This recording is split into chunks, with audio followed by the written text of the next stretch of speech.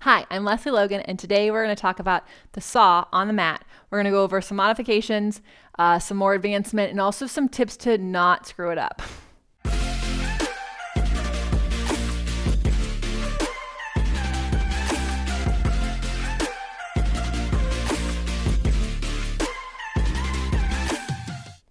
So, side story.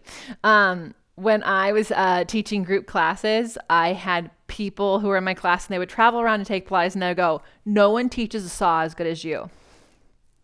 I know.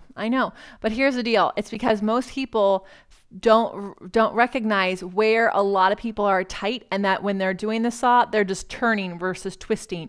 And y'all, if you've seen my Mastering the Basics on the mat workshop, I've talked about the 5 spine shapes. One of them is twisting, and it is the first spine shape that we lose in our body because most of us don't twist, we turn.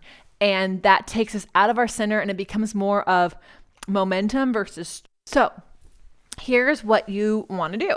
You will have been doing your corkscrew, and ideally, whether your hips are down or up, you want to come from your corkscrew into your saw like it's no big deal. So if I finish a corkscrew and I'm only using my waist to move my legs around, not my arms, then I can roll up, open the legs, boom, ready to go. Isn't that fun?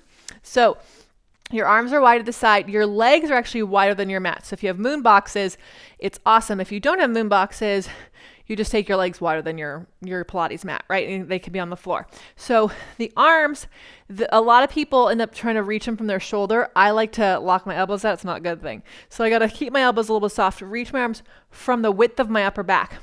When I twist to the right, if you are a tighter person, your hips are going to shimmy, right? We don't want this.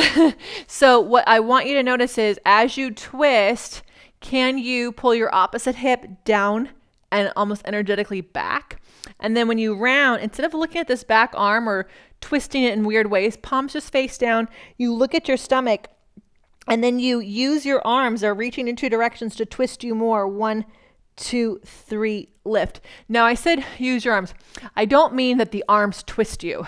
I mean they're connected to your back. You reach them away, and then the more they reach because they're connected to your back, the more you twist. So as we go to the left, right, I'm not going to look back here. I'm actually going to look at my waist, pull back away from my legs. My right hip is really heavy, and I pulse 1, twist a little deeper, 2, twist a little deeper, 3, roll up in the twist and unwind. So that's also another tip. If when you're rolling up, you're unwinding, you are missing out on all this good stuff. So don't do that. Twist, reach those arms wide from your back. It's almost like you're pushing down into 2 magic circles, and then pulse from your waist, just like you did your spine stretch forward. So could you do this with your soles of your feet together, knees apart?